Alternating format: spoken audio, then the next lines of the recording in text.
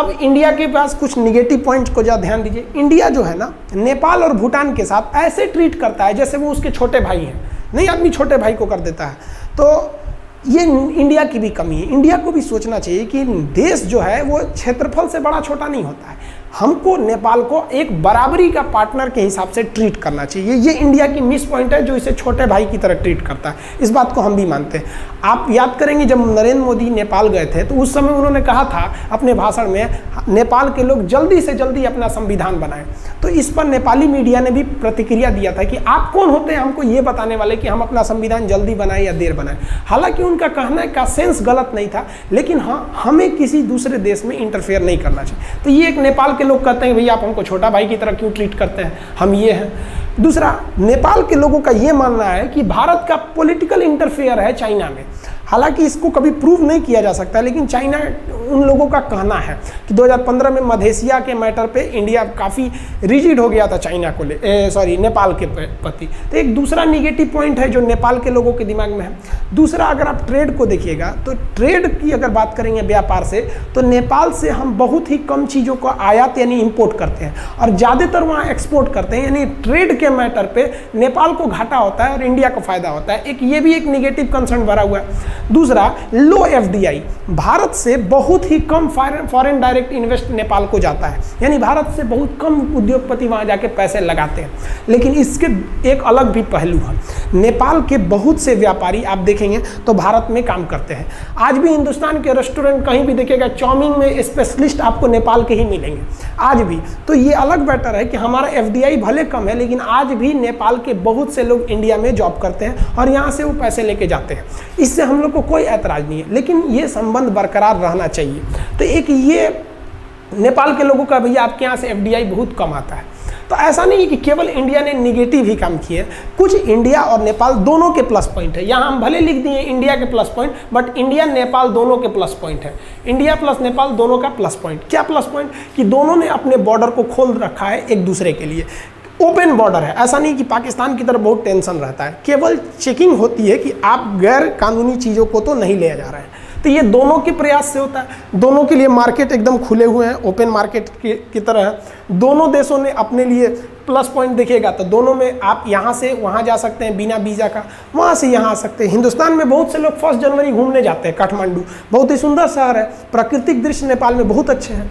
तो ये दोनों के लिए अच्छे हैं। अब देखिए सार्क सैटेलाइट, मोदी जी ने सार्क देशों के लिए अपना सैटेलाइट बनाया था, सार्क सैटेलाइट। ये एक अच्छी पहल थी उनकी भी, नेपाल ने भी इसको एक्सेप्ट किया था। इसलिए हम दोनों के प्लस पॉइंट कह रहे हैं। नेपाल चाहता तो इस सैटेलाइट सिस्टम से अलग हो सकता था, जैसे पाकिस्तान अलग हो गया। तो ये दोनों के प्लस पॉइंट है। अब आप देखिए जरा, पाम ऑयल की बात करते हैं। पाम ऑयल मतलब एक पाम, देख सकते हैं आप इमेज में देखेंगे तो पाम ऑयल तेल होता है, वो बहुत एक सरसों तेल का आप सब्सटीट्यूट समझिए पाम ऑयल का। आप अगर मैप में देखेंगे, आप मैप में देखेंगे तो आपको थोड़ा अच्छे से समझ में आएगा कि नेपाल ने भारत से काफ़ी पैसे कमाए पाम ऑयल के थ्रू। कैसे पाम ऑयल के थ्रू कमा लिए? पाम ऑयल तेल होता है, वो नेपाल में नहीं होता बट नेपाल से आता है। कैसे? देखिए, वो पाम ऑयल इंडोनेशिया या मलेशिया में होते हैं पाम।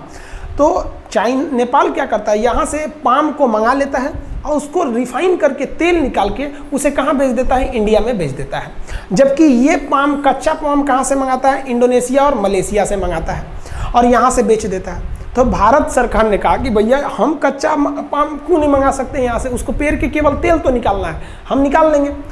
तो नेपाल गवर्नमेंट ने कहा कि आप ये जो कह रहे हैं ठीक है, हम यहाँ से निकाल लेंगे, आप ही हमारा पाम को खरीदते हैं तेल को, अब हमारी कंपनियाँ तो बर्बाद हो गई। तो भारत सरकार ने नेपाल और बांग्लादेश इन दोनों को ये छूट दे रखा है कि आप अभी भी इंडोनेशिया और मलेशिया से कच्चा पाम लाइए, तेल निकाल के भारत में उसको बेच सकते हैं। भारत चाहता तो बंद भी कर सकता था इसको। तो ऐसा नहीं कि दोनों देशों में बहुत ही तकरार है। हाँ, इधर कुछ दिनों में कुछ तकरार बढ़ गए, इसे सुलझा लेने की ज़रूरत है। भारत कहता है कि नेपाल से हमारा रोटी और बेटी का रिश्ता है। ये बात हकीकत है कि केवल इंडिया और नेपाल में ऐसा नहीं कि केवल व्यापार होता है। रोटी कहने का सेंस व्यापार है, और बेटी कहने का सेंस यहाँ से हम लोग की शादी ब्याह के भी रिश्ते होते हैं। यूपी बिहार के बहुत लोग को भी शादी होती है। सब छोड़िए ना, मर्यादा पुरुषोत्तम राम की शादी सीता माँ से हुई थी, जनकपुर नेपाल में होता है, और अयोध्या यूपी में है। तो प्राचीन काल से ही नेपाल और भारत के बीच में रोटी और बेटी का रिश्ता रहा है। इधर जो कुछ सालों में अगर आप देखिएगा तो दोनों के बीच रिश्तों में कमी आई है। अगर आप कहेंगे, अगर ये तकरार बढ़ते गया और अगर बॉर्डर सीज करने की बात आ गई या फिर आर्मी डिप्लॉय करने की बात आ गई, तो इसमें दोनों देशों को घाटा है, नेपाल को भी है और भारत को भी है। नेपाल अभी इधर पिछले 10-15 साल से काफ़ी तेज़ी से डेवलप हो रहा है, उसके डेवलपमेंट में बाधा आएगी। भारत जो अपना सपना देखता है $5 ट्रिलियन की इकोनॉमी होने की, वो बिना पड़ोसियों को साथ लिए पॉसिबल नहीं हो सकता है। दोनों देशों के टूरिस्ट में भी बाधा आएगी। तो ये समझना चाहिए दोनों देशों को। हम यहाँ कहेंगे कि यहाँ भारत से मिस्टेक हो रहा है, कि आप भारत को यहाँ पहल करना चाहिए, भारत सरकार को आगे बढ़ना चाहिए, उसे काफ़ी पोलाइटली समझाना चाहिए नेपाल से कि हमारे दोनों के बीच जो भी टेंशन है हम उसे सुलझा लेंगे। मेन टेंशन जो है वो काला पानी को लेकर है। ये जो काला पानी इशू है, इसी को लेकर मेन कंसर्न है, मेन टेंशन यही इसी को लेकर है। इसमें भारत सरकार को पहल करनी चाहिए। कहीं ना कहीं भारत सरकार से देर हो गया है, जो इतने टाइम लगा है। अगर आप 10 साल में देखेंगे तो नेपाल के लोगों के अंदर में ये भावना आ गई है कि इंडिया उनके इंटरनल मैटर में हस्तक्षेप कर रहा है। इसको सुलझाना भारत का काम है।